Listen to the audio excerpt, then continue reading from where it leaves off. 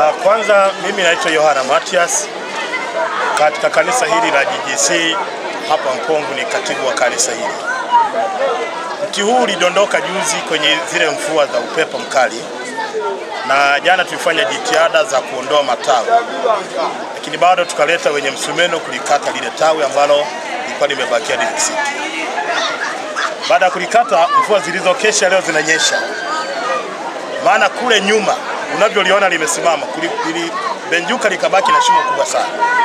Kwa tulimshauri hata aliyekuwa nakata kwamba likatie chini lisije ikabaki gogo refu, lakini hakutuelewa, akakata kabakiza shimo refu kama ilivyoonekana. Sasa mvua zilivyonyesha leo, tumeshangaa mti umerudi kwenye eneo lake kama unavyouona pale, umerudi umesimama kwenye ile shina ambalo lilikuwa limebakia.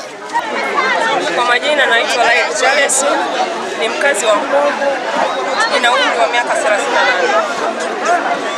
Tukio hili mimi naweza kusema kwamba sidhani kama kweli tukio hili lifanyike, maana mtitokea umepanda. Leo ni takriban miaka 20. Leo tuna miaka 20 sasa. Mti huu umepanda. Tulikuwa tujawahi kuona hili tukio, lakini leo na juzi mvua imenyesha ya ukubwa sana, ilikuwa limedondoka hili mti. Baada ya kudondoka ndio likawa wamekata yale matawi yake, baada ya kubaki ile likisiki ndio tumekuta hivyo. Sasa hatujui ndani zaidi. Ndio, kwa majina naitwa Emmanuel Ruben Lameki. Mimi ni mkazi wa eneo hili la Mpongu.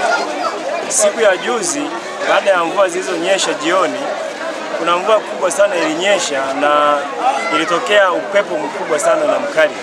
Baada ya ile mvua kuna matukio mengi yaliyotukia. Kuna mvua zilizuia mabati na nyumba zilizuia mabati. Tukajaribu kuzunguka kujaribu kushuhudia ile matukio, lakini ikapigiwa simu eneo la kanisa hili kuna mtu uliokuwa mkubwa sana na wenyewe ulikuwa umeng'olewa.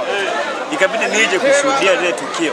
Nilifika eneo hili nikakuta ule mti umeng'olewa, lakini ulivyokuwa umeng'olewa uliacha shimo kubwa sana pale ulipotoka. Maana yake uling'olewa na mizizi yake yote.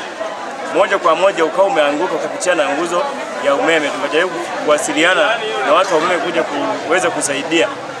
Lakini cha maajabu leo nimeshtuka napigiwa simu, bwana ule mtu uliokuja kushuhudia umerudi mahali pake ulivyokuwa. Nimekuja kwanza sikuamini. Nikasema hii siwezi kuiamini mpaka nifike nijaribu kushuhudia. Nikawa nimekuja kufika, nimekuta ule mti umesimama kama ulivyoonekana hapo. Asante. Mimi kwa jina naitwa mchungaji Jeff Talameki.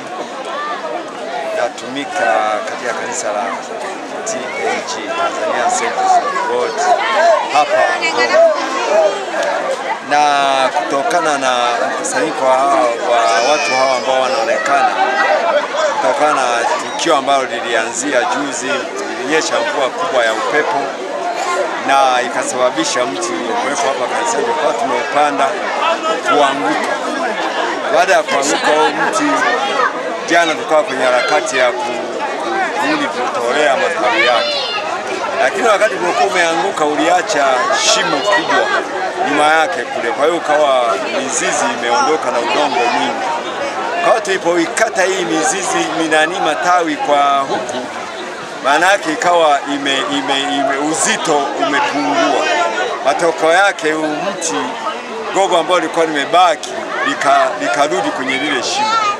Taifa linaweza kwamba mti huu tuliupanda sisi wenyewe kwa matumizi ya kuchana ambao baadaye, na kwa sababu ulikuwa umeshakuwa mkubwa, na baada ya mvua ya juzi kunyesha mvua ya upepo mkubwa sana, ikawa imeanguka. Na ukiangalia pembeni kuna jengo pale liliathirika kidogo, na mfumo wa umeme pia ulipata shida, ambao hata jana TANESCO walikuwa hapa kwa ajili ya kurudishia umeme. Jamii na ninachowaeleza, hakuna cha ushirikina kwamba uliosababisha mti huo kusimama.